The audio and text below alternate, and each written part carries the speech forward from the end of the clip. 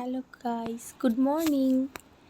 দেখো সকাল সকাল আমার দাঁতে ব্যথা করছে, জানি না কিসের জন্যে। আর দিনটাও মনে হচ্ছে খুব আলসি আলসি লাগছে এবং বাইরে গরমও পড়েছে আজকে। রৌদ্র উঠেছে, বাট কিসের থেকে যে দাঁতে ব্যথা হচ্ছে আর ঠোঁটের কোণা তো বুঝতে পারছি না।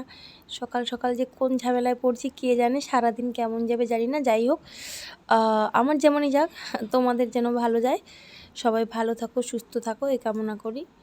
কিন্তু আমার তো ভালো লাগছে না, আমার তো ব্যথা ব্যথা করছে। আর তবুও তো হাসির সঙ্গে সকালটা কাটাতে হবে আর উঠতেও হবে।